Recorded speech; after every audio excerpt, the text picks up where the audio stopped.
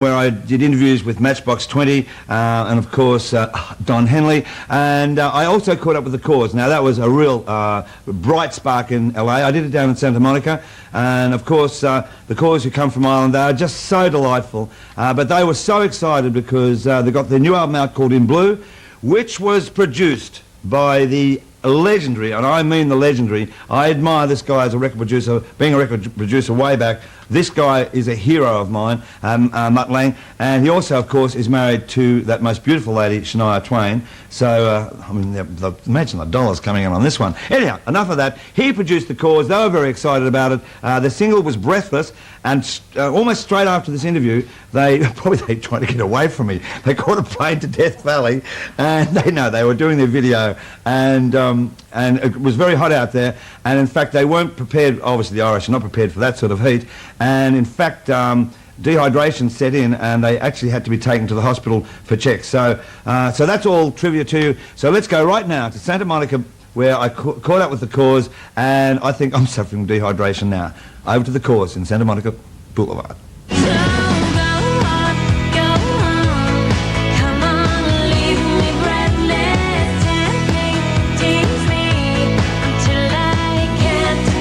Colin, Andrea, Sharon, and Jimmy down the back. Welcome to the show. Thank you. Thank you. Now, the success you've had already over the last two albums has been nothing but extraordinary. And certainly, in Australia, we absolutely love you down there. This album is different from the last two.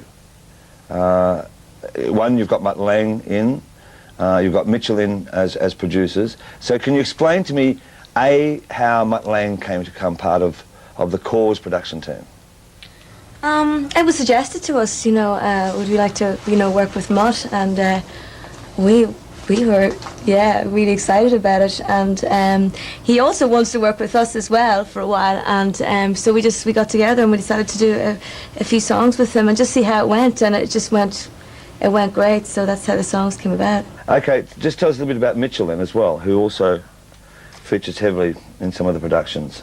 I mean, we're very proud of him because he's Crowded House. Like homeboy, Yeah. Well, that's what, Crowded House has been a band that we've always loved, and that's how we knew of Mitchell Froome, basically, through Crowded House, and Suzanne Vega as well. We've always loved his stuff, and I think quite late last year we got the offer to do MTV Unplugged. And which was fantastic, I might add. Thank you. Well, we really loved doing it, and we're really proud of it. It was just a great thing to do. So we asked Mitchell would he do it, and he said he would. And just the experience of working with him was so much fun that we wanted to work with him again. He's a very, very natural producer, and I'm sure if you talk to Crowded House, they'd say the same. He's just totally about music, and every time you go to record a track, you go and play it first, and then you see how it should sound rather than any other sort of way. It's just very organic. Right. Okay, coming to do this third album, which I believe is called In Blue, right? How much preparation had you done? I mean, of songs and that leading up to the album? Well, we kind of, we didn't know what we were doing.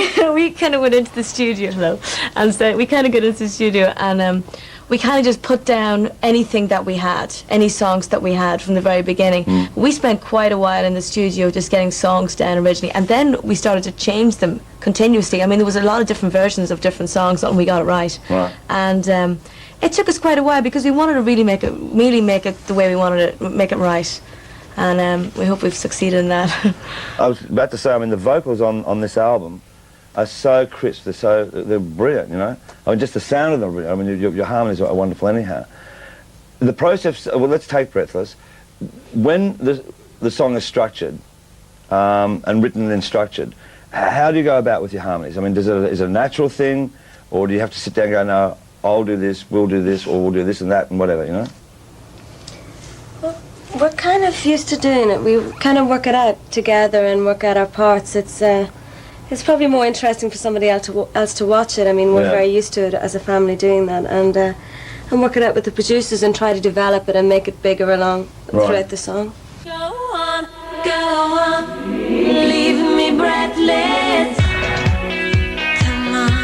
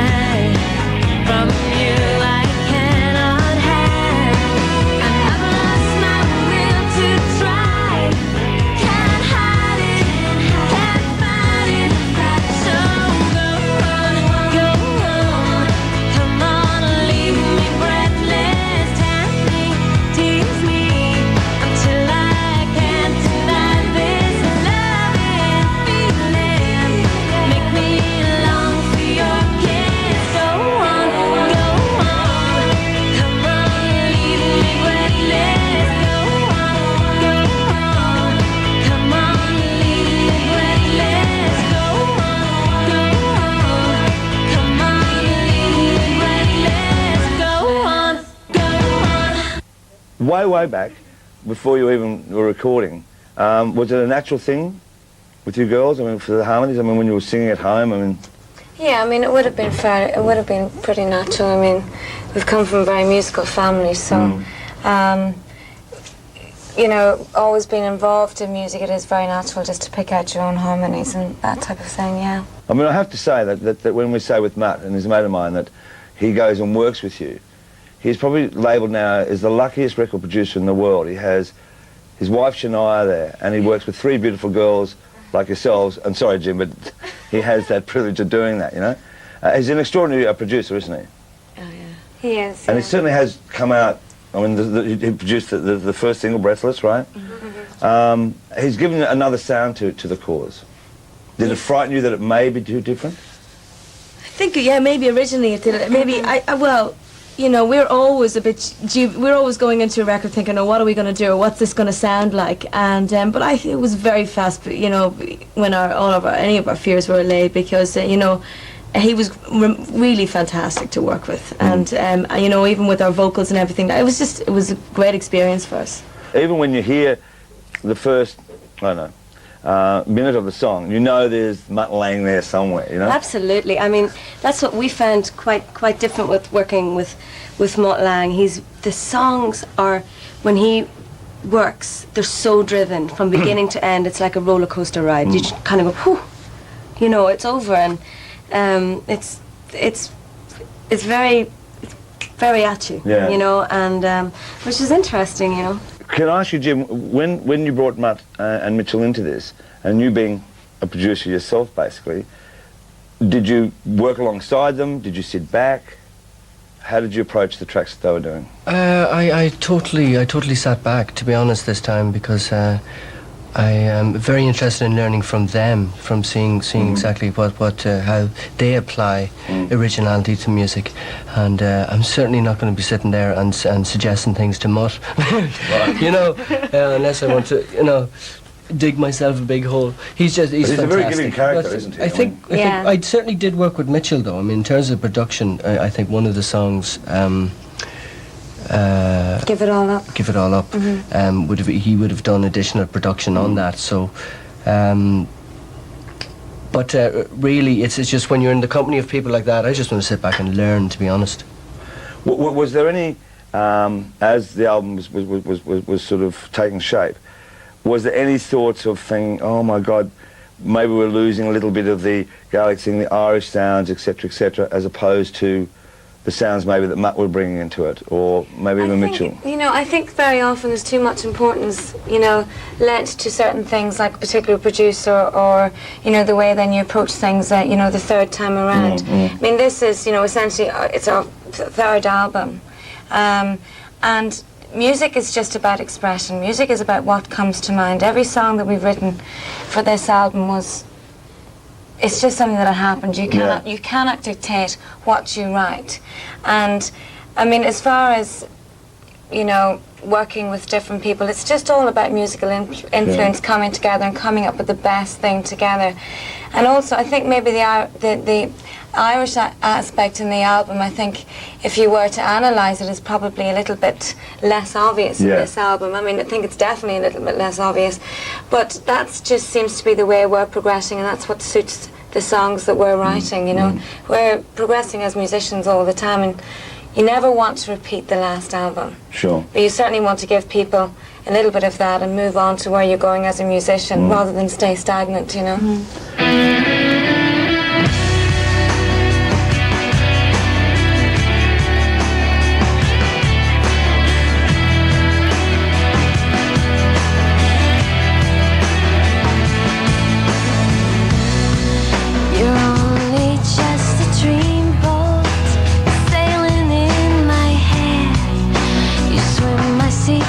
Oceans of coral blue and red.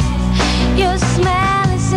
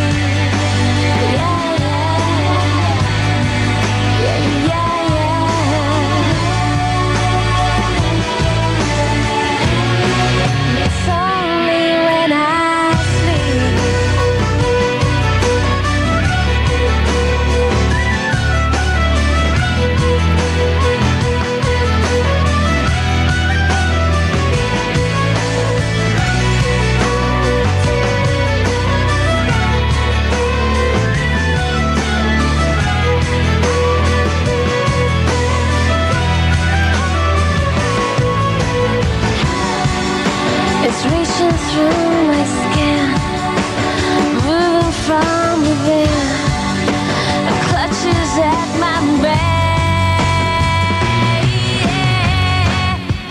But it's only when I sleep, I see you in my dream tree. Got me spinning round and round, turning upside, but I hear you breathe. No need to drown my sleeping head, but it's only when I sleep.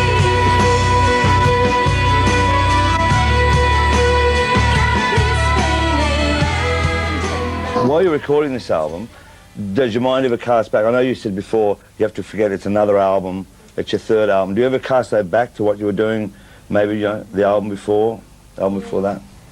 Yeah, yeah. What was weird, I think, was the way we started off the album on our own very much, and this whole group of us in the studio was quite chaotic. Didn't really know what we were doing, but knew this. We're writing the songs and we're excited about them, and then just coming together with ideas. So it was quite chaotic and very different. Like, I think at the end we got kind of worried because how could we possibly be doing this right? We're supposed to be in LA. That's when we did the last two albums. We're there's supposed to be a load of different producers, or and stuff like that. And so you do reflect and you go, does that mean are we doing it wrong, or what's happening? Yeah. But it felt very good. It really felt very good. And then with Mitchell's input at the end, overlooking everything that we'd done, and then the Mutt Lange songs, I mean, we're really thrilled with it. But it was a very, very different experience doing this album.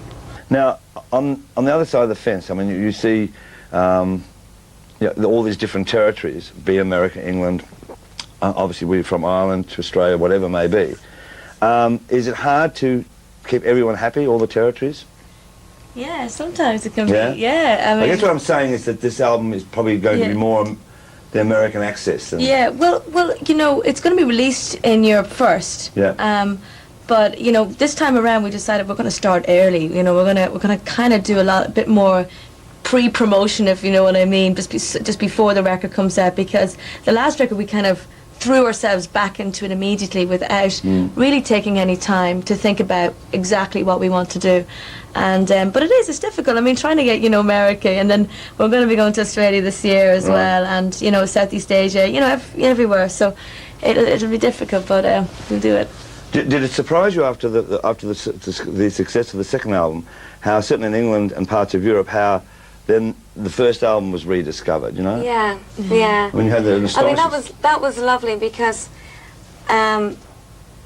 because obviously, we were proud of the first album, and we were a little bit disappointed that it didn't hit certain areas, that, maybe, certain countries in Europe didn't go for it, and it didn't do too well in England either. And, when Talking Corners really hit very well, and then they started to buy Forgiven Not Forgotten, it just kind of proved to us that it was a good album and that they could like it. It was just a matter of it getting to them, and them hearing it.